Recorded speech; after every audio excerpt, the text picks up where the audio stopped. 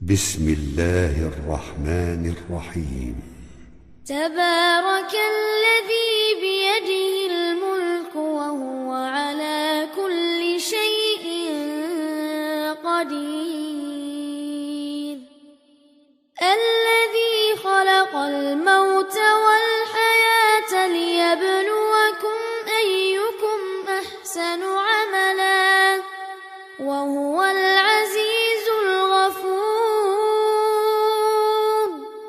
الذي خلق 7 سماوات طباقا வரஹ்மத்துல்லாஹி வபரகாத்துஹு. கண்ணியத்திற்குரிய எல்லாம் வல்ல அல்லாஹுவின் நல்லடியார்களே, நாம் வாழ்கிற இந்த உலகத்திற்கு பொருளாதாரம் என்பது மிகப்பெரிய தேவையாக இருக்கிறது. பொருளாதாரம் இல்லை என்றால் இந்த உலகத்தில் வாழ்க்கையை நம்மால் நடத்த முடியாது. மனிதனுடைய தேவைகளில், மனிதனுடைய முயற்சிகளில் அவன் எடுக்கக்கூடிய ஒரு 80% முயற்சி எதற்காகவென்றால் பொருளாதாரத்திற்காக தான். படிக்கிறான், படித்து முடித்துவிட்டு நல்ல வேலைக்கு செல்ல வேண்டும், சம்பாதிக்க வேண்டும். கடையை திறக்கிறோம், எதற்காக? சம்பாதிப்பதற்காக. வெளிநாட்டிற்கு செல்கிறோம், எதற்காக? சம்பாதிப்பதற்காக. இப்படி பொருளாதாரத்தை மையப்படுத்தி நம்முடைய முயற்சிகள் என்பது இன்றைக்கு 80%த்திற்கும் அதிகமாக, 90%த்திற்கும் அதிகமாக இருக்கிறது. இது தவறில்லை. அல்லாஹுடைய மார்க்கமாகிய இஸ்லாத்தில் பொருளாதாரத்தை நாம் நிறைய சேமிப்பதற்கு நமக்கு நிறைய வழிமுறைகள் சொல்லப்பட்டிருக்கிறது. அதற்கு அனுமதியும் தரப்பட்டிருக்கிறது. எந்த அளவிற்கு அல்லாஹுடைய தூதர் ஸல்லல்லாஹு அலைஹி வஸல்லம் அவர்கள் சொல்லுகிறார்கள் என்றால், நீங்கள் உங்கள் வாரிசை கையேந்துகிற நிலையில் விடுவதை விட அவர்களை செல்வத்தில், பொருளாதாரத்தில் தன்னிறைவு பெற்றவர்களாக விட்டு செல்வதுதான் சிறந்தது அப்படிங்கிறாங்க ரசூலுல்லாஹி ஸல்லல்லாஹு அலைஹி வஸல்லம். என்ன சொல்றாங்க பாருங்க, அந்த பிள்ளைய சம்பாதின்னு ரசூலுல்லாஹ் சொல்லல. இந்த இடத்துல ஒரு தகப்பனாரை நோக்கி ரசூலுல்லாஹ் சொல்லக்கூடிய வார்த்தை, நீங்கள் உங்கள் பிள்ளைகளுக்கு தன்னிறைவாக, பொருளாதாரத்தில் தன்னிறைவாக இருக்கிற நிலையில நீங்க விட்டுட்டு போங்க. அப்படின்னா பிள்ளைகளுக்கும் சேர்த்து சம்பாதித்து சொத்தை சேர்த்து வையுங்கள் அப்படின்னு ரசூலுல்லாஹி ஸல்லல்லாஹு அலைஹி அவர்கள் சொல்லுகிறார்கள். ஒரு நாள் அனஸ் ரலியல்லாஹு அன்ஹு அவங்க அம்மா அவங்கள கூட்டிட்டு வராங்க. அனஸ் ரலியல்லாஹு அன்ஹு அவர்கள் சிறிய பிள்ளை, ரசூலுல்லாஹ்விடத்தில் ஏறத்தாழ 10 ஆண்டு காலங்கள் பணிவிடை செய்த ஒரு சிறுவர். அவங்க அம்மா கூட்டிட்டு ரசூலுல்லாஹ்விடத்தில் வராங்க. யா ரசூலுல்லாஹ், என்னுடைய இந்த பிள்ளைக்கு நீங்கள் எதையாவது துவா செய்யுங்கள் என்று கேட்கிறார்கள். துவா செய்யுங்கள்னா ஆன்மீகத்தை போதிக்க வந்த ஒரு தலைவர், ஆன்மீகத்தை மக்கள் மத்தியில் எடுத்து உரைத்து கொண்டிருக்கிற ஒரு தலைவர், நாளை மறுமையில் அல்லாஹ் உனக்கு சொர்க்கத்தை வழங்குவானாக என்று கேட்டிருக்கலாம். அல்லது வேறு ஏதாவது ஆன்மீகம் சம்பந்தப்பட்ட நிகழ்வுகளை வைத்து கேட்டிருக்கலாம். அந்த இடத்துல ரசூலுல்லாஹி ஸல்லல்லாஹு அலைஹி வஸல்லம் அவர்கள் அனஸ் ரலியல்லாஹு அன்ஹு அவர்களுக்காக கேட்ட துவா என்ன தெரியுமா? அல்லாஹும்ம அக்ஸிர் மாலஹு வ வலதஹு வ பாரிக் லஹு ஃபீமா ஆதைதஹு என்று கேட்டார்கள். அல்லாஹும்ம அக்ஸிர் மாலஹு, அல்லாஹ் உனக்கு நிறைய செல்வங்களை வழங்குவானாக. வ வலதஹு, நிறைய பிள்ளைகளை தருவானாக. வ பாரிக் லஹு ஃபீமா ஆதைதஹு, உமக்கு அல்லாஹ் எவற்றையெல்லாம் வழங்குகிறானோ அவற்றில் பரக்கத் என்கிற அபிவிருத்தியை செய்வானாக என்று கேட்டார்கள். அல்லாஹும்ம அக்ஸிர் மாலஹு வ வலதஹு வ பாரிக் லஹு ஃபீமா ஆதைதஹு. இந்த இடத்துலையும் அனஸ் ரலியல்லாஹு அன்ஹு என்கிற ஒரு சிறந்த ஒரு சஹாபிக்கு நபி அவர்கள் கேட்ட துவா, அல்லாஹும்ம அக்ஸிர் மாலஹு, அல்லாஹ் உனக்கு நிறைய பொருளாதார செல்வங்களை வழங்குவானாக என்று கேட்டார்கள். ரசூலுல்லாஹ் கேட்ட துவா பிற்காலத்தில் பலித்தது. அல்லாஹ் அவர்களுக்கு வழங்கினான். நிறைய செல்வங்கள் இருந்தது. அனஸ் ரலியல்லாஹு அன்ஹு இறக்கிற தருவாயில அவர்களுடைய பிள்ளைகள், பேரப்பிள்ளைங்க திருமணமாகி அவர்கள் பெற்றெடுத்த பிள்ளைகள் என்று ஏறத்தாழ 120 பேர் இருந்தார்கள். பிள்ளைகள் மட்டுமல்ல, பிள்ளைகள், அவர்கள் பெற்றெடுத்த பிள்ளைகள், பிறகு அவர்கள் பெற்றெடுத்த பிள்ளைகள் என்று அந்த சர்க்கிளில் அனஸ் ரலியல்லாஹு அன்ஹு அவர்கள் இறந்த பொழுது ஏறத்தாழ 120 நபர்கள் இருந்தார்கள் அவர்களுடைய குடும்பத்தில். குடும்பம், சொந்த பந்தம், அந்த மாதிரி. ஏன்னா ரசூலுல்லாஹ் என்று கேட்ட துவா, அல்லாஹும்ம அக்ஸிர் மாலஹு வ வலதஹு, பிள்ளைகளை தருவானாக. பாரிக் லஹு ஃபீமா ஆதைது என்று கேட்டார்கள் அல்லவா? அதற்கு தகுந்தாற் போல நிறைய பிள்ளை செல்வங்களையும் நிறைய பொருளாதார செல்வங்களையும் அவர்களுக்கு அல்லாஹ் வழங்கி இருந்தான். இந்த இடத்திலையும் பொருளாதாரத்திற்காக ஒரு சஹாபிக்கு ரசூலுல்லாஹி ஸல்லல்லாஹு அலைஹி வஸல்லம் அவர்கள் பிரார்த்தனை கேட்டிருக்கிறார்கள். ஏன் இன்னும் சொல்ல போனால் சஹீஹுல் புகாரியில பதிவு செய்யப்பட்டிருக்கிற ஹதீஸ், அல்லாஹ்வுடைய தூதர் அவர்கள் வழமையாக அதிகமாக கேட்கக்கூடிய பிரார்த்தனைகள் நிறைய இருக்கிறது. அதுல ஒரு பிரார்த்தனை என்ன தெரியுமா? அல்லாஹும்ம இன்னி அஸ்அலுக்கல் ஹுதா வ துகா வல் அஃபாஃப வல் கினா. யார் கேட்கிற துவா? நபி அவர்கள் அதிகமாக கேட்கிற துவா. நாமளும் அதிகமாக ஏதாவது ஒரு துவாவை கேட்டுக்கிட்டே இருப்போம். ரசூலுல்லாஹ் நிறைய துவாக்களை வழமையாக அதிகமாக கேட்டிருக்கிறார்கள். அந்த அதிகமாக கேட்ட துவாவுல ஒண்ணு என்ன தெரியுமா? இது அல்லாஹும்ம இன்னி அஸ்அலுக்கல் ஹுதா வ துகா வல் அஃபாஃப வல் கினா. யா அல்லாஹ் எனக்கு நேர்வழியை தருவாயாக. அல்லாஹும்ம இன்னி அஸ்அலுக்கல், யா அல்லாஹ் எனக்கு தா ஹுதா நேர்வழியை தருவாயாக. வ துகா உன்னை பயப்படக்கூடிய இறை அச்சத்தை தருவாயாக. வல் அஃபாஃப் தன்னிறைவு சுயமரியாதை அதை எனக்கு தருவாயாக. கடைசியாக கேட்டது வல் கினா, யா அல்லாஹ் எனக்கு செல்வங்களையும் தருவாயாக என்று கேட்டார்கள். அல்லாஹ்வுடைய தூதர் செல்வங்களை சம்பாதிக்கவே கூடாது அப்படின்னு இருந்திருந்தா இந்த இடத்துல யா அல்லாஹ் நீ எனக்கு பொருளாதாரத்தை தா, எனக்கு நீ செல்வத்தை தா என்று ரசூலுல்லாஹ் அதிகமாக வளமையாக கேட்ட துவாக்கல்ல எனக்கு பொருளாதாரத்தை தா என்றும் கேட்டிருக்கிறார்கள். ஆகவே இஸ்லாமிய மார்க்கத்தை நாம் எடுத்துக்கொண்டால் பொருளாதாரத்தை சம்பாதிப்பதற்கென்று எந்த தடைகளும் இல்லை.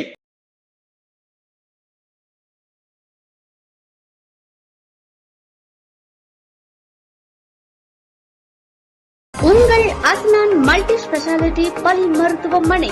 பல் மற்றும் வாய் சம்பந்தப்பட்ட அனைத்து விதமான நோய்களுக்கும் எங்களிடம் சிறப்பு சிகிச்சை அளிக்கப்படும். அஸ்னான் மல்டி ஸ்பெஷாலிட்டி பல் மருத்துவமனை, கலெக்டர் அலுவலகம் அருகில், நாகர்கோவில். எவ்வளவு வேண்டுமானாலும் சம்பாதிக்கலாம், எத்தனை கடைகளை வேண்டுமானாலும் திறக்கலாம், எவ்வளவு பொருளாதாரத்தில் வேணாலும் நம்ம என்ன பண்ணலாம், முதலீடு செய்யலாம்.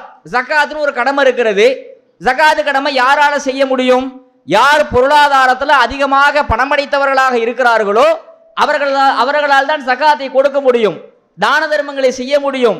வெளிநாடுகளிலிருந்து ஹஜ்ஜுக்கு செல்பவர்கள் பொருளாதார வசதி படைத்தவர்களாக இருக்கிறதுனால தான் அங்கே போய் ஹஜ்ஜு செய்ய முடிகிறது. இப்படி மார்க்கம் சொல்லக்கூடிய சில அமல்களே பொருளாதாரத்தை மையப்படுத்தி தான் இருக்கிறது. ஜகாத்து, ஹஜ்ஜு போன்ற இபாதத்துகள். இப்படி இஸ்லாமிய மார்க்கத்தில் பொருளாதாரத்தை செல்வங்களை திரட்டுகிறோம் அல்லவா, இதற்கு எந்த தடையுமே கிடையாது. ஆனால் பிரச்சனை என்ன தெரியுமா? பொருளாதாரத்தை திரட்ட சொன்ன இந்த மார்க்கத்தில், பொருளாதாரத்தை வழங்குவதற்கு அனுமதிக்கப்பட்டிருக்கிற இந்த மார்க்கத்தில், இந்த மார்க்கம் இன்னொரு உலகத்தை சொல்லி இருக்கிறது, மறுமை என்கிற உலகம்.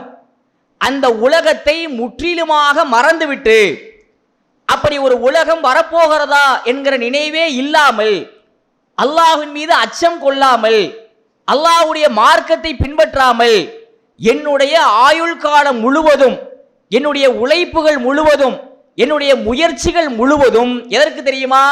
முழுக்க முழுக்க முழுக்க பொருளாதாரத்தை திரட்டுவதற்கு மட்டும்தான் என்று பொருளாதாரத்தை திரட்டுவதில் அடிமையாகி போகிறோம் அல்லவா, அதுதான் பிரச்சனை.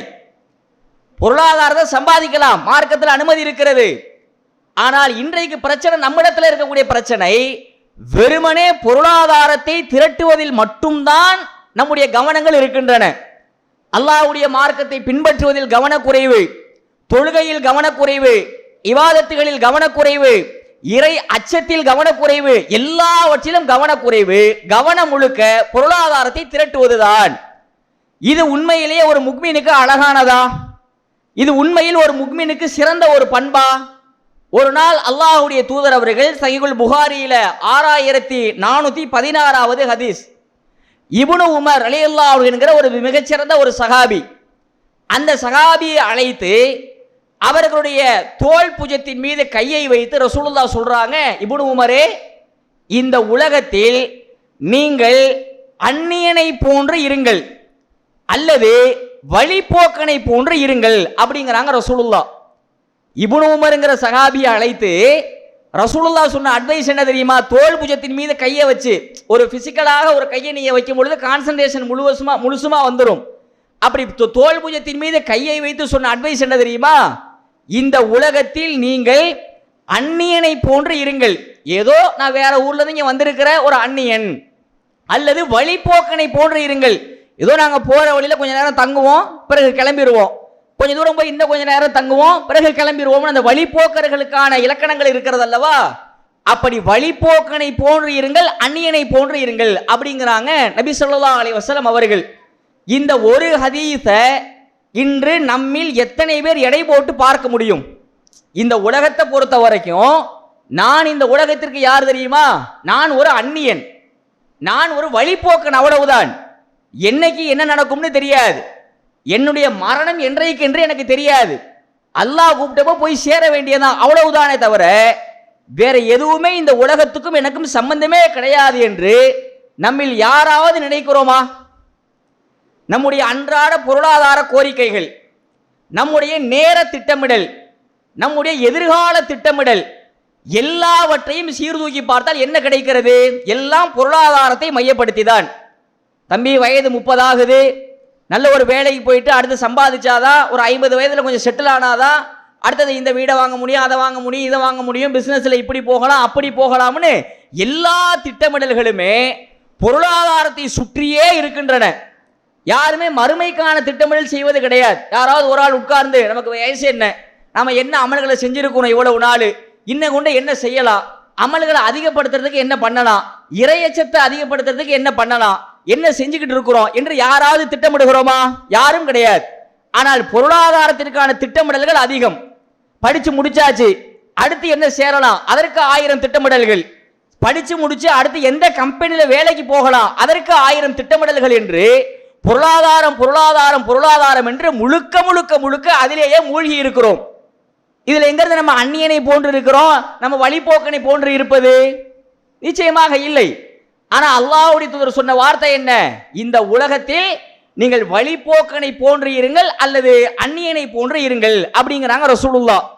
அதே மாதிரி ஒரு நாள் நபி ஸல்லல்லாஹு அலைஹி வஸல்லம் அவர்கள் மதீனாவுடைய கடைத்தெருக்களுக்கு செல்கிறார்கள். ஆலியா, அதனுடைய கடைத்தெரு பேர் ஆலியா. அங்கு காதுகள் சிறுத்த ஒரு செத்த ஆடு கிடக்கிறது. அந்த செத்த ஆடை ரசூலுல்லாஹ் பார்த்துட்டு அந்த செத்த ஆட்டை காண்பித்து சஹாபாக்களிடத்தில் கேட்கிறார்கள், உங்களில் யாராவது இதோ இறந்து போன இந்த இறந்த ஆட்டை சில வெள்ளி காசுகளை கொடுத்து வாங்குவதற்கு தயாராக இருப்பீர்களா என்று கேட்கிறார்கள். அப்ப சஹாபாக்கள் சொல்றாங்க, யா ரசூலுல்லாஹ், இந்த ஆடு உயிரோடு இருந்தாலே நாங்கள் வாங்க மாட்டோம். ஏன் தெரியுமா? அதனுடைய காதுகள் சிறுத்து போய் ஊனமாகி இருக்கிறது. இதை போய் வாங்கிட்டு போய் நாங்கள் என்ன செய்யறது? இது நல்ல விலைக்கெல்லாம் போகாது. இது உயிரோடு இருந்தாலே நாங்கள் வாங்க மாட்டோம். இது இப்பொழுது இறந்து போயிருக்கிறது. இறந்து போன இந்த ஆட்டை யார் ரசூலுல்லாஹ் வாங்குவாங்க அப்படின்னு சஹாபாக்கள் நபி அவர்களை பார்த்து கேட்க, அப்ப ரசூலுல்லாஹ் என்ன பதில் சொன்னாங்க தெரியுமா?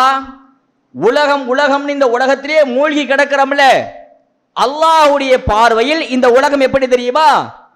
இதோ இந்த இறந்த செத்த ஆடு இருக்கிறதே, இந்த செத்த ஆட்டிற்கு சமம்தான் இந்த உலகம் அப்படின்னாங்க நபி ஸல்லல்லாஹு அலைஹி வஸல்லம் அவர்கள். நம்மில் யாராவது டெய்லி காலையில தூங்கி எந்திரிச்ச உடனேயே இந்த உலகம் ஒரு செத்த ஆட்டிற்கு தான் சமம், இதுக்கு போய் நம்ம ஏன் இவ்வளவு தூரம் மல்லு கட்டிக்கிட்டு உலகம் உலகம்னு உலகத்திலேயே ஏன் மூழ்கிறோம்னு யாராவது நினைத்து பார்த்ததுண்டா? யாரும் கிடையாது. அடுத்தடுத்த முன்னேற்றங்கள், அடுத்தடுத்த பொருளாதாரம், அடுத்தடுத்த செல்வங்கள் என்று இந்த உலகம் உலகம் உலகம் என்று உலகத்திலேயே மூழ்கி கிடக்கிறோம். பரக்கத் நிகாப் மேட்ரிமோனி. இஸ்லாமிய பெருமக்களே, பிள்ளைகளுக்கு வரன் தேடுபவரா நீங்கள்? தமிழகம் முழுவதும் உள்ள வரன்களை வீட்டில் இருந்து கொண்டே எளிமையாக தேடி பெறலாம். புரோக்கர்கள் இல்லாமல் முதல் மனம், மறுமணம் என அனைத்திற்கும் வரன்கள் பார்க்கலாம். படிப்பு, வருமானம், வயது, மாவட்டம் என உங்கள் விருப்பத்திற்கேற்ப வரன்களை எளிமையாக தேடும் வசதிகள் உள்ளது. உடனே உங்கள் பிளே ஸ்டோரில் நமது அப்ளிகேஷனை பதிவிறக்கம் செய்து கொள்ளுங்கள். மேலும் விவரங்கள் மற்றும் சந்தேகங்களுக்கு 8667312781 என்ற எண்ணிற்கு அழைக்கவும். பொருளாதாரமா உலகம், பதவியா உலகத்தை மையமாக வைத்து, பொறாமையா உலகத்தை மையமாக வைத்து, திருமணமா உலகத்தை மையமாக வைத்து, எல்லாவற்றிலும் இந்த உலகம்தான் குறிக்கோளாக இருக்கிறது. இப்படி இருந்தால் நம்மால் மறுமையிலும் வெற்றி பெற முடியாது, இம்மையிலும் வெற்றி பெற முடியாது. ஒரு நாள் அல்லாஹ்வுடைய தூதர் நபி ஸல்லல்லாஹு அலைஹி வஸல்லம் அவர்கள் சஹாபாக்களுக்கு உரையாற்றினார்கள். என்ன உரை தெரியுமா? சாப்பாடு தட்டை வைத்து அந்த சாப்பாடு தட்டில் சாப்பிடுவதற்காக மக்களை அழைப்பது போல, இங்க வாங்க நீங்கள் சாப்பிடுங்க, நீங்களும் சாப்பிடுங்க, நீங்களும் சாப்பிடுங்க, மக்கள் அழைப்பாங்கல்ல, அந்த மாதிரி மக்கள் அழைப்பார்கள். எதற்காக தெரியுமா? முஸ்லிம்களாகிய உங்களை வெற்றி கொள்வதற்காகவும் முஸ்லிம்களாகிய உங்களை அழிப்பதற்காகவும் முஸ்லிம் அல்லாதவர்கள் இப்படி அழைப்பார்கள் அப்படின்னாங்க ரசூலுல்லாஹ்.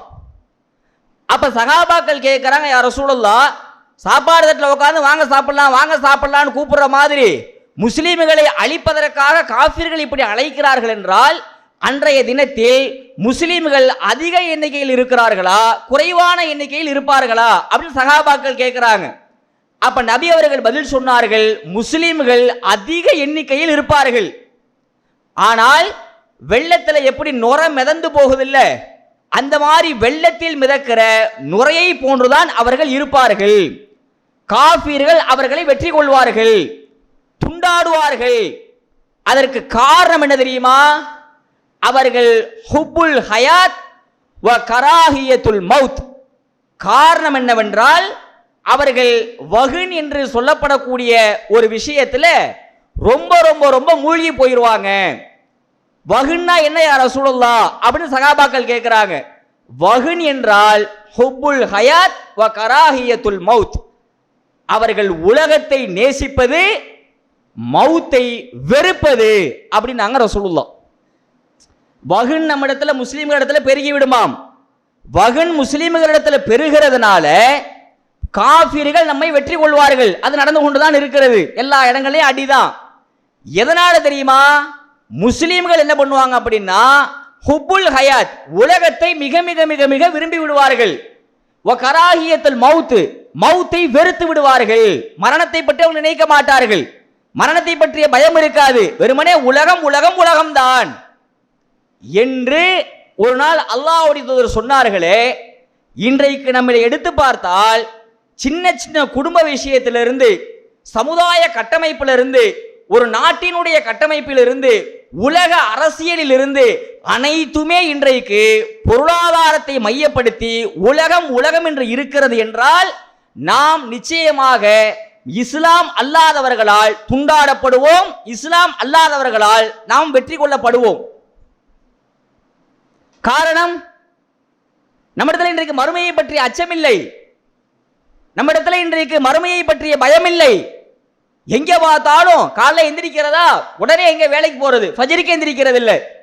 காலையில நாம எழுந்ததிலிருந்து இரவில் மீண்டும் தூங்குகிற வரை நாம செய்யற செயல்களை பூரா ஒரு நாளைக்கு உட்கார்ந்து கணக்கு போட்டு பாருங்களேன்.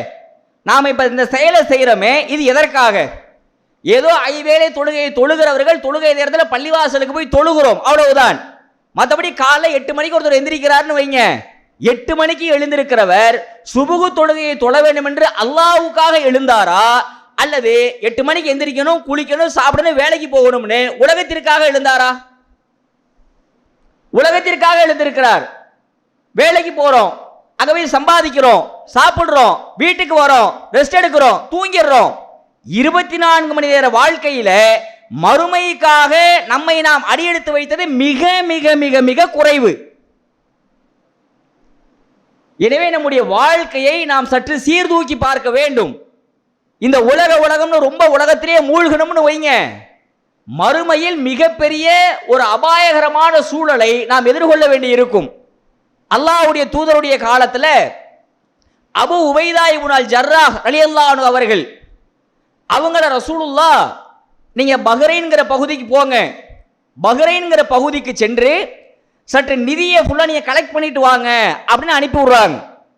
பஹ்ரைன் அந்த பகுதியானது நெருப்பு வணிகர்களாக இருந்தவர்களுடைய பகுதி. அவங்க ரசூலுல்லாஹ்வுடைய சமாதான உடன்படிக்கை ஏற்படுத்தி இருந்தாங்க. எனவே அந்த இடத்துல போய் நீங்க ஜக்காத்தை வசூலிச்சுட்டு வாங்கன்னு ரசூலுல்லாஹ் அனுப்புறாங்க. யார?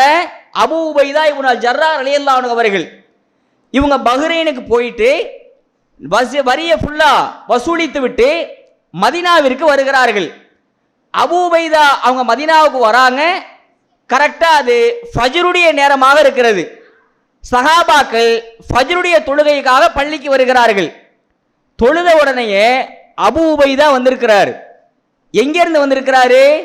பஹ்ரைன்ல போய் நிதியை கலெக்ட் பண்ணிட்டு இப்ப வந்திருக்கிறார் என்று சஹாபாக்கள் என்ன பண்றாங்கன்னா, அபூ உபைதா வந்திருக்கிறாரு, நிறைய கொண்டு வந்திருக்கிறாரு, கண்டிப்பா நமக்கு ஏதாவது கிடைக்கும் அப்படின்னு சொல்லி சஹாபாக்கள்லாம் தொழுது முடித்தவுடன் சைகையிலே பேசி கொண்டிருக்கிறார்கள். அவங்களுக்கு மத்தியிலே பேசுவாங்கல்ல, ஆளை காட்டிலாம் அப்படியெல்லாம் அபூ உபைதா வந்திருக்கிறாரு அப்படின்னா சைகையிலே பேசி கொண்டிருக்கிறார்கள். இதை ரசூலுல்லாஹ் பார்க்குறாங்க. பார்த்துட்டு சஹாபாக்கள் மத்தியில் புன்னகைக்கிறார்கள். ரசூலுல்லாஹ் சிரிக்கிறாங்க. சிரித்து விட்டு, என்ன அபூ உபைதா வந்திருக்கிறாரு, அது சம்பந்தமாக தானே உங்களுடைய மகிழ்ச்சி எல்லாம் அப்படின்னு சொல்லிட்டு, நீங்க என்ன நினைக்கிறீங்களோ அது உங்களுக்கு கிடைக்கும், சரியா, ஒன்றும் பிரச்சனை இல்லை. நீங்க இப்ப என்ன ஏதாவது ஒரு கலெக்ஷனை பிரிக்கணும், ஆளுக்கு பாதியா பிரிச்சு கொடுக்கணும், அதான் நீங்க நினைக்கிறீங்க, அது உங்களுக்கு கிடைக்கும், கவலையே வேண்டாம் அப்படின்னு சொல்லிட்டு, அடுத்ததாக ரசூலுல்லாஹ் சொல்ற வார்த்தை என்ன தெரியுமா, உங்களுக்கு வறுமை ஏற்பட்டு விடும் என்று நான் அஞ்சவில்லை.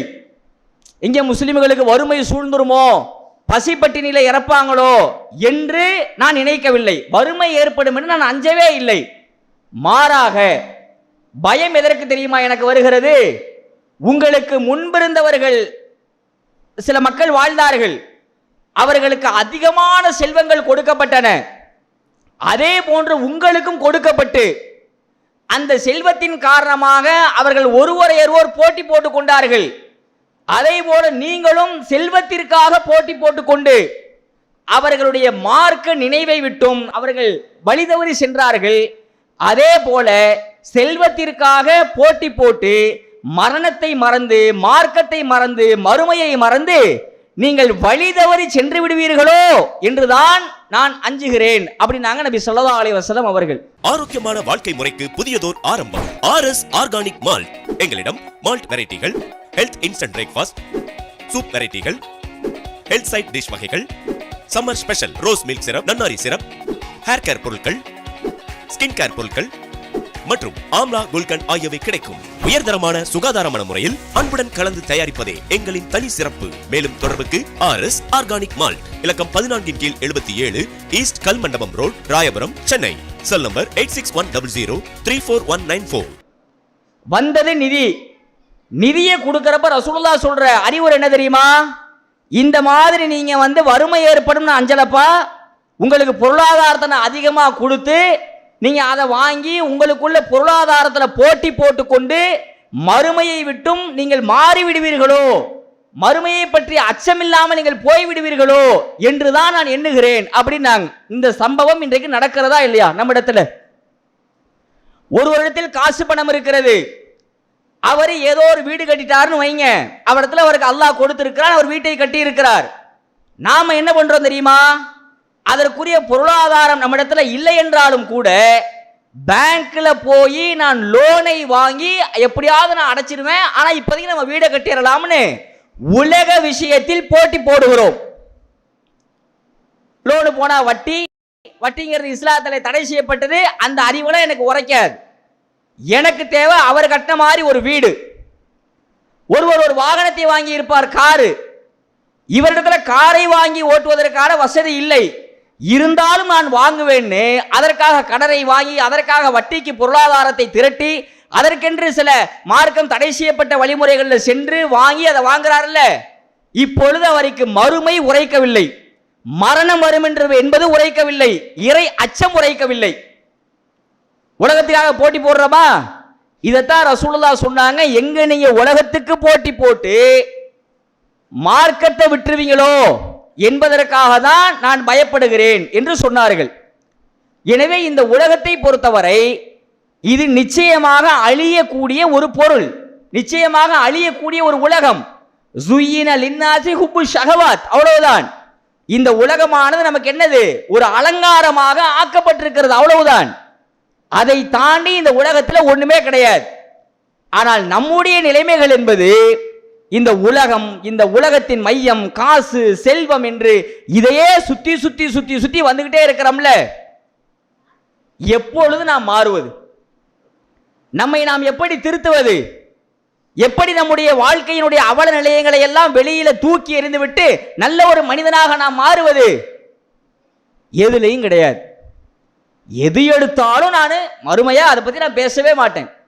மறுமைடா ஆக நினைக்கவே மாட்டேன். உலகமா ஓகே, எனக்கு அதனால தான் ரசூலுல்லாஹ் சொன்னாங்க, ஒரு அடியான் பொற்காசு, வெள்ளி பொற்காசு, தங்க காசு, வெள்ளி காசு, சதுர கம்பளி ஆடைகள், இவற்றிற்கெல்லாம் ஒருவன் அடிமையாகி போனான் என்றால் அவன் துர்பாக்கியசாலி அப்படின்னாங்க ரசூலுல்லாஹ். காசுக்கு, வெள்ளி காசு இருக்கு, சதுர கம்பளி ஆடை, கம்பளி ஆடைகள் போன்ற உயர் ரகமான அந்த ஆடைகளுக்கெல்லாம் ஒருவன் அடிமையாகி போனால் அவன் துர்பாக்கியசாலி என்று நபி அவர்கள் குறிப்பிடுகிறார்கள். எனவே பொருளாதாரத்தை திரட்ட சொன்ன மார்க்கத்தில் அதற்கு அடிமையாகி போகிற ஒரு விஷயம் இருக்கிறது அல்லவா, அது இஸ்லாத்தில் முழுவதுமாக தடை செய்யப்பட்ட ஒன்றாக இருக்கிறது. எனவே நம்முடைய வாழ்நாளில் கொஞ்சமாவது இந்த உலக விஷயங்கள் எல்லாம் கொஞ்சம் சற்று துறந்து, உலக விஷயங்களை கொஞ்சம் சற்று தள்ளி வைத்துவிட்டு, இறைவன் ஒருவன் இருக்கிறான், நாளை மறுமை என்று ஒன்று இருக்கிறது, மரணம் வரப்போகிறது, திடீர்னு ஒரு ஹார்ட் அட்டாக், என்ன பண்ண முடியும் நம்மளால? ஒரு விபத்து, திடீரென்று ஏதோ ஒரு நரம்பை பிடிச்சி அல்லாஹ் இழுத்து விட்டான், அப்ப என்ன பொருளாதாரம் பொருளாதாரம் உட்கார்ந்துட்டு இருக்க முடியுமா? சேர்த்து வச்ச பொருளாதாரம்லாம் அப்படியே இருக்கிற சூழல்லையே அதை அனுபவிக்க முடியாமல் போய்விடுமே. ஆனால் மறுமை என்பது அப்படி அல்ல, மறுமை நிரந்தரமானது. மறுமை என்பது மிக மிக சிறந்தது, உயர் உலகத்தை விட மறுமையானது சிறந்தது. ஆகிரத்து ஹைரு அபகா, மறுமையானது மிக மிக சிறந்த ஒன்றாக இருக்கிறது. எனவே நம்முடைய வாழ்நாளில் நாம் அதிகமாக நம்முடைய சிந்தனைகளை எல்லாம் மறுமையின் பக்கம் செலுத்த வேண்டும். அல்ஹாக்குமுத்த காசுரு ஹத்தா ஜுருத்துமுல் மகாபிர் என்று அல்லாஹ்வுடைய தூதர் அவர்கள் என்ன செய்யறாங்கன்னா, ஒரு நாள் ஒரு வசனத்தை ஓதுகிறார்கள், எல்லோருக்கும் தெரிந்த வசனம். அல்ஹாக்குமுத்த காசுரு ஹத்தா ஜுருத்துமுல் மகாபிர், செல்வத்தை சம்பாதிக்கக்கூடிய அந்த பேராசை இருக்கிறது அல்லவா, தகாசுர், அது கபரை சந்திப்பதை விட்டு நம்மளை ரொம்ப ரொம்ப ரொம்ப அசால்ட்டா ஆக்கிருச்சு. நமக்கு எங்க மவுத்து, நமக்கு எங்க கபரு, கபருஸ்தான கடந்து தான் நம்ம போய்கிட்டே இருப்போம், மண்ணறைகளை கடந்து நம்ம என்ன செய்வோம், போய்கொண்டே இருப்போம். என்னைக்காவது ஒரு நாள் இப்படி இந்த கபரை கடந்து கடந்து போறோமே, இங்கதானே நம்மளும் கண்டிப்பா ஒரு நாளைக்கு அடக்கம் பண்ணுவாங்க, நாளை நம்மளையும் சில மக்கள் இப்படி கடந்து போவாங்களேன்னு யாருமே நினைச்சு பார்க்க மாட்டோம். அல்ஹாக்குமுத்த காசுரு ஹத்தா ஜுருத்துமுல் மகாபிர், செல்வத்தை திரட்டக்கூடிய அந்த பேராசை உங்களை கபரை சந்திப்பதை விட்டும் பாராமுகமாக்கி விட்டது என்று ரசூலுல்லாஹ் இந்த வசனத்தை சஹாபாக்கள்கிட்ட ஓதுறாங்க. ஓதிட்டு ரசூலுல்லாஹ் என்ன சொன்னாங்க தெரியுமா? இந்த வசனம் இருக்கிறது, பேராசையினால கபரு வாழ்க்கையெல்லாம் மறந்து ஒருத்தன் பொழப்பு பொழப்புன்னு ஓடிக்கொண்டே இருக்கிறான். ஆதமுடைய மகனுக்கு ஒரு நீரோடை முழுக்க செல்வம், நீரோடைனா என்ன, நீரானது ஓடிக்கொண்டே இருக்கும், ஒரு இடத்துல நிக்காது, ஒரு குளம்னு சொல்ற ரசூலுல்லாஹ் நீரோடைங்கிறாங்க. அந்த நீரோடை முழுக்க செல்வம் இருக்கிறது, இன்னொரு நீரோடை முழுக்க செல்வம் இருக்கிறது, ரெண்டு நீரோடை முழுக்க செல்வம், தண்ணியானது ஓடிக்கொண்டே இருக்கிறது. தண்ணி எப்படி ஓடுகிறதோ அந்த மாதிரி செல்வம், காசு, தங்கம், வெள்ளி, ஆபரணங்கள் இதையெல்லாம் ஓடிக்கொண்டே இருக்குன்னு வச்சுக்குவோமே. இப்படி ரெண்டு நீரோடைகள் அவனுக்கு கொடுக்கப்பட்டாலும் எனக்கு இது போதும், என்னுடைய வாழ்நாளைக்கு அதிகமான பொருளாதாரமும் அதிகமான செல்வமும் வந்துவிட்டது, எனக்கு இதோட இது போதும்னு ஆதமுடைய மகன் சொல்ல மாட்டான். நீங்கள் அனாதை குழந்தைகளை ஆதரிக்க விரும்புகிறீர்களா? தந்தை இழந்து தரமான உணவின்றி, நல்ல உடைகளின்றி, சரியான வழிகாட்டுதலின்றி அனாதைகளாக வாழும் இந்த குழந்தைகளுக்கு உதவும் கரங்கள் தான் தாருல் இல்ம் உதவும் கரங்கள். அல்லாஹ்வின் உதவியால் 2010 10 குழந்தைகள் என்று ஆரம்பிக்கப்பட்ட இந்த உதவும் கரங்கள் சமூகத்தில் கவனிப்பாரற்று அதிகரித்து வரும் அனாதை குழந்தைகளை கருத்தில் கொண்டு தற்போது 160 குழந்தைகளுக்கு மேல் பொறுப்படுத்தி செயல்பட்டு வருகிறது. இவர்களின் கண்ணீரை துடைத்திட நீங்கள் தாராளமாக உதவுங்கள். உங்கள் ஜகாத் மற்றும் சதக்காவை அனுப்ப வேண்டிய முகவரி தாருல் இல்ம், நம்பர் 64, பார்த்தசாரை தெரு, பழைய வண்ணாரப்பேட்டை, சென்னை 21. வெப்சைட் தாருல் இல்ம் hh.com. தொடர்புக்கு 9840725020 9600055060. ரெண்டு நீரோடை முழுக்க செல்வங்கள் அவனுக்கு வழங்கப்பட்டாலும் அவன் என்ன தெரியுமா சொல்லுவான், மூன்றாவதாக ஒரு நீரோடை இருந்தால் நன்றாக இருக்குமே என்றுதான் அவன் நினைப்பான். அவனுடைய அந்த வாயையும் கண்ணையும் எது தெரியுமா நிரப்பும், இந்த உலக செல்வத்தாலெல்லாம் நிரப்ப முடியாது, அது வேணும் இது வேணும் அது வேணும் இது வேணும் போய்கிட்டே இருப்பான். எது நிரப்பும் என்றால் மண்ணுதான் நிரப்பும் அப்படிங்கிறாங்க ரசூலுல்லாஹ். எப்படி பாருங்க, ஒரு நீரோடை 2 நீரோடை ஆச்சு, 2 நீரோடை கொடுத்து போதுமாப்பான்னு கேட்டா 3ஆவதாக ஒன்று வேண்டும், 4ஆவதாக ஒன்று வேண்டும். இதை வாங்கியாச்சு, அதை வாங்கியாச்சு, அதை வாங்கியாச்சு, அதை வாங்கியாச்சுன்னு உலகம் முழுக்க இப்படியே திட்டமிடல். வாங்கலாம், தவறில்லை. அதுல ஏன் அவ்வளவு அடிமைத்தனம்? வெறும் காசு காசு காசு காசு என்று அதுல ஏன் அவ்வளவு அடிமைத்தனம்? பேராசை பேராசை பேராசைன்னு அதுல ஏன் அவ்வளவு ஒரு அடிக்ஷன்? மறுமையை தூக்கி கெடாசியாச்சு. சம்பாதிக்கணுமா? மார்க்கத்துடைய எந்த வரைமுறைகளையும் மீறுவதற்கு நான் தயார். இதுதான் நம்முடைய நிலைமை. இந்த கடை பிடிக்கிறோம்ப்பா, யார்ட்டையும் காசு இல்லை, வேற என்ன செய்யலாம்? ஒருத்தர் வட்டிக்கு தான் கொடுக்குறாரு, என்ன செய்யலாம் அப்படின்னப்ப சரி என்ன பண்றது, வாங்கி தான் ஆகணும், வட்டிக்கு வாங்கி விடுகிறோம். என்னப்பா இந்த காலத்தில் இந்த வியாபாரம்லாம் பண்ணாமல் இருக்க முடியுமா? இந்த காலத்தில் வங்கியுடைய வட்டிகளெல்லாம் வாங்காமல் இருக்க முடியுமா? இந்த காலத்தில் லோன் வாங்காமல் எதையாவது செய்ய முடியுமா? இந்த காலத்தில் இன்ஸ்டால்மெண்ட் தவணை முறை வட்டியில் வாங்காமல் ஏதாவது பொருட்களை வாங்க முடியுமா? அவர் வாங்கிட்டார், இவர் வாங்கிட்டார், அவர் வாங்கிட்டார், நானும் வாங்கணும்ல, தவணையில் தான் தராங்க, வாங்கிக்கிறேன். எல்லாத்தையும் மாற்றியாச்சு. மார்க்கத்துடைய எல்லைகள் எல்லாத்தையும் கடந்தாச்சு. எனக்கு தேவை இந்த பொருள், எனக்கு தேவை இந்த உலகம், எனக்கு தேவை அவனை மாதிரியே நான் வாங்குற மாதிரி ஒரு பைக்கு. அவன் கார் வாங்கிட்டான நான் கார் வாங்கணும், அவன் அதை வாங்கிட்டான நான் இதை வாங்கணும்னு மார்க்கத்துடைய எல்லா வரைமுறைகளையும் மீறுகிறோம். மறுமையை பற்றிய அச்சம் கொஞ்சம் கூட இல்லை. என்னப்பா வட்டிக்கு வாங்குறமே, மறுமையில் அல்லாஹ் கேள்வி கேட்பானே, வட்டிக்கு வாங்குறவனுக்கு கபரிலேயே தண்டனை இருக்கிறதே, வட்டிக்கு வாங்கினாலே மறுமையில நரகத்தில் அல்லாஹ் தூக்கி போடுவானே, அந்த பயம் இல்லை. எனக்கு இந்த உலகம் வேண்டும். இப்படி இருந்தால் ரசூலுல்லாஹ் சொன்னாங்கல்ல, வகுனுன்னு உலகத்தை தான் நீங்க அதிகமா நேசிப்பீங்க, மரணத்தை வெறுப்பீங்கன்னாங்கல்ல. யாருமே நம்மள மரணத்தை வெறுக்கிறவங்க தானே இருக்கிறோம். இன்னைக்கு அடே வெற்றி நடை போட்டு போயிட்டே இருக்கிறோம்னு வச்சுக்கோங்க, என்னுடைய பிசினஸ், பேங்க் அக்கௌண்ட், முதலீடுகள் எல்லாம் உயர்ந்துகிட்டே இருக்கு. இந்த நேரத்தில் ஒரு மரணத்தை பத்தி நினைச்சு பாப்பாரா? நாளைக்கு பார் ஷேர் மார்க்கெட்ல என்னுடைய இது அதிகமாகணும், நாளைக்கு இந்த அந்த இடத்த முடிக்கணும், நாளைக்கு இந்த அதை வாங்கணும், நாளைக்கு இதை வாங்கணும்னு அப்படி வீறு கொண்டு வீறு நடை போட்டு ஏறுகிற ஒருத்தவருக்கு மரணத்தை பத்தி பேசுங்க, மண்டையிலே ஏறாது. மௌத்தை பத்தி பேசுங்க, என்ன நீ மௌத்தை பத்தியே பேசிக்கிட்டு இருக்கிற, அதெல்லாம் பேசுற வயசாது, அதெல்லாம் என்ன காலம் இருக்கிறது என்று என்னமோ ஒரு கேரண்டியோட வந்த மாதிரி அது மாதிரி பேசுவார். நாளை மறுமை நாளில் அல்லாஹ் ரப்புல் ஆலமீன் ஒரு அடியானை அழைத்து என்ன தெரியுமா கேட்பா? அல்லாஹ், நீ உலகத்தில் வாழ்ந்த பொழுது உனக்கு கண்ணியத்தை தந்து உன்னை தலைவனாக்கி உனக்கு பெண் மக்களை கொடுத்து உனக்கு குதிரை ஒட்டகங்கள் போன்ற செல்வங்களை தந்து போர் செல்வங்கள்ல 4இல் ஒரு பகுதியை கொடுத்து உலகத்தில் நான் உன்னை வாழ வைத்தேன். அல்லாஹ் சொல்றத பாருங்க. நாளை மறுமை நாள் ஒரு ஆளை கூப்பிட்டு, உலகத்தில் நான் உனக்கு என்னென்ன கொடுத்தேன்? கண்ணியத்தை கொடுத்தேன். உலகத்தில் நான் உனக்கு என்ன கொடுத்தேன்? பெண் மக்களை கொடுத்தேன், குதிரை செல்வங்கள், ஒட்டக செல்வங்கள், போர்ல கிடைச்சதுல 4ல் ஒரு பங்கு, இப்படி உன்னை கொடுத்து நான் உலகத்தில் வெற்றிகரமாக வைத்திருந்தேன். ஆமையா அல்லாஹ், என்னை நீ வெற்றிகரமாக வைத்திருந்தாய். நான் உன்னை வெற்றிகரமாக வைத்திருந்த பொழுது மறுமை என்று ஒன்று இருக்கிறது, என்னை நீ சந்திப்பாய் என்பதை நீ உலகத்தில் நினைச்சு பாத்தியா என்று அல்லாஹ் கேட்பான் மறுமையில. யா அல்லாஹ், நான் அந்த மாதிரியான பொருளாதாரத்தில் ரொம்ப உச்சப்பட்ட வெற்றி அடைஞ்ச நேரத்தில் மறுமைன்னு ஒன்று இருக்குது, நம்ம அல்லாஹ்வை பார்ப்பணுமேனு நான் நினைச்சே பார்க்கல என்று ஒரு முஸ்லீம் சொல்லுவான். அப்ப அல்லாஹ் சொல்ற பதில் என்ன தெரியுமா? நீ எப்படி உலகத்தில் என்னை கண்டுகொள்ளாமல் விட்டாயோ அதே போல் இன்றைக்கு நான் உன்னை கண்டுகொள்ளாமல் விட்டு விடுவேன் அப்படிங்கிற அல்லாஹ். இன்னொரு ஆளை அல்லாஹ் அழைத்து இதே கேள்வி, கண்ணியத்தை கொடுத்தேன், செல்வத்தை கொடுத்தேன், காசை கொடுத்தேன், போர் செல்வங்களை கொடுத்தேன், பெண் மக்களை கொடுத்தேன், அந்த செல்வத்தை கொடுத்தேன், எல்லாம் கொடுத்தேன்ல உலகத்துல. ஆமை அல்லாஹ் கொடுத்த, இவ்வளவு கொடுத்த பொழுதும் என்னை ஏன் நீ நினைக்க மறந்தாய்?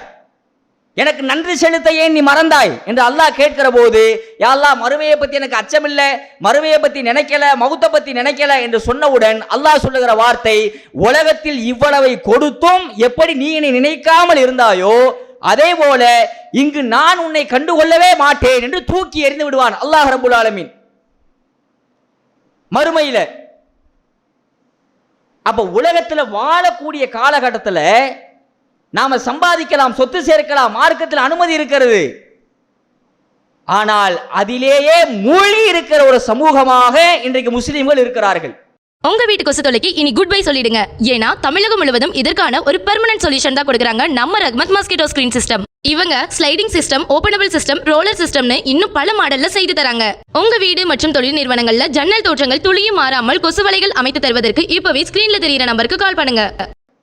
வேணா நீ ஒரு கணக்கு போட்டு பாருங்க. சின்னதாக நாம எடுக்கக்கூடிய ஒவ்வொரு முடிவும், நாம எடுக்கக்கூடிய முடிவுகள், முயற்சிகள், உழைப்புகள் அத்தனையும் எதற்கு தெரியுமா? மறுமைக்குன்னு கிடையவே கிடையாது. ஏதோ 10% இருக்கும். அவ்வளோ எதுக்குப்பா நோன்பு வைக்கிற? மறுமை. சரி. எதுக்குப்பா பள்ளிவாசல உழு செஞ்சுட்டு ஏன் நடந்து வர? சரி மறுமை. சரி. மீது என்ன நிறைய பாருங்க. அவன் படிக்கிறதுல இருந்து, படிப்பு என்பது கல்வி.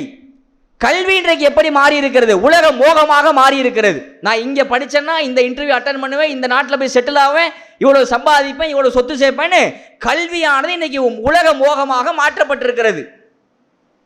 பதவி, யாருக்கு பதவிகள் வழங்கப்படுகின்றன? ஒரு ஜமாத்தில், ஒரு அமைப்புல, ஒரு குழுவுல பொருளாதாரம் அதிகமாக இருக்கிறவன் ஒரு முடிவை சொல்றான்னு வைங்க. சாதாரணமான ஒரு ஏழை, ஏதோ ஒரு ஏழை, ஒரு செருப்பு தைக்கக்கூடிய ஒரு தொழிலாளியாக இருக்கலாம், டீ கடையில் அந்த டம்ளர்களை கழுவக்கூடிய ஒரு தொழிலாளியாக இருக்கலாம். அவர் பேசுவதை இந்த சமூகம் கேட்குமா? சலாம் சொல்லிடுவாங்களா? ஒரு கோடி மதிப்புள்ள ஒருவர் இன்னொரு கோடி மதிப்புள்ள ஒருவருக்கு சலாத சொல்லிடுவார். அஸ்ஸலாமு அலைக்கும், நல்லா இருக்கிறீங்களா, என்ன எப்படி இருக்கிறீங்க, உடம்பு எப்படி இருக்குதுன்னு. முஸ்லிம் சமுதாயத்தில் பொருளாதாரத்தில் உயர்ந்திருக்கிற ஒருவர் சாதாரணமான ஒரு தொழிலை செய்யக்கூடிய ஒரு ஏழைக்கு முந்திக் கொண்டு சலாத்தை சொல்லுவாரா? கேட்டு பாருங்க, நினைச்சு பாருங்க. ஒரு பிராக்டிக்கலா நீங்க தெருவில் நடந்து போறப்ப பாருங்களேன். சாதாரணமான ஒரு குடிசை வீட்டில் இருக்கிறாரு, அவருக்கு போய் முந்திக்கிட்டு சலாம் சொல்ற கோடீஸ்வரர்கள் நம்முடைய சமுதாயத்தில் எவ்வளவு இல்லை? ஏன் காசு இல்ல அவனை போய் நம்ம என்ன மதிச்சுக்கிட்டு? சலாம் சொல்வதில் பொருளாதாரமானது இன்றைக்கு தலை தூக்குகிறது. திருமணம் என்ன? திருமணம் இஸ்லாத்துல ஜாதி இல்லை, பிறப்பால் உயர்வு தாழ்வு இல்லை, இஸ்லாத்துல எல்லோரும் சமம் என்று மார்தட்டி பேசுகிறோம்ல வெளியில. இஸ்லாத்தில் பொருளாதார ஏற்றத்தாழ்வு இல்லாமல் இருக்கிறதா? ஒரு கோடீஸ்வரராக இருக்கிற ஒருவர் மணமகன் அதே கோடீஸ்வர நிலையில் இருக்கக்கூடிய ஒரு வீட்டில் இருந்தா பெண்ணை எடுப்பார். ஒரு பெண் தரப்புல ரொம்ப ரொம்ப பணக்காரராக இருக்கிறாங்க, அவர்களுடைய ஸ்டேட்டஸுக்கு தகுந்த மாதிரி தான் மணமகனை எடுப்பார்கள். மணமகனை எடுப்பது இருக்கட்டும், மணமகளை எடுப்பது இருக்கட்டும், அந்த கல்யாணத்துடைய விருந்து இருக்குல்ல, அந்த விருந்தில் ஏழைகள் அழைக்கப்பட மாட்டார்கள். நீங்க வேணா சமுதாயத்தில் நீங்க நல்லா பாருங்க. ஒரு பெரிய பணக்கார கல்யாணம் நடக்கிறது, பெரிய மண்டபம், நிறைய பேரை கூப்பிடுறாங்க, நிறைய வந்துகிட்டு இருக்கிறாங்க. யார் அதிகமா வருவா? பெரிய பெரிய தொழிலதிபர்கள், பெரிய பெரிய காரை வச்சிருக்கிறவங்க. 500 கார் இருக்கும், 1000 கார் இருக்கும், 1500 கார் எல்லாம் இருக்கும். சரி, எத்தனை ஏழைகள் வந்தார்கள்? அதே தெருவில் ஏதோ அன்றாடம் சம்பாதித்து வாழ்க்கையை ஓட்டக்கூடிய ஒரு ஏழைக்கு அந்த பணக்காரன் வீட்டு பத்திரிகை போகவில்லையே. ஏன்? அவனுக்கு போய் நம்ம கல்யாணத்துக்கு பத்திரிக்கை வைக்கிறதா? ரசூலுல்லாஹ் சொன்னாங்க, ஏழைகள் புறக்கணிக்கப்பட்டு வெறும் செல்வந்தர்கள் மட்டும் அழைத்து போடக்கூடிய வலிமா விருந்து உணவிலேயே ரொம்ப ரொம்ப ரொம்ப கெட்ட உணவு அப்படின்னாங்க ரசூலுல்லாஹ். வலிமா போட சொன்னதே ரசூலுல்லாஹ் தான். அந்த வலிமாவுல கெட்ட வலிமா இது தெரியுமா? ஏழைகள் முழுவதுமாக புறக்கணிக்கப்பட்டு வெறும் பணக்காரங்க மட்டும்தான்.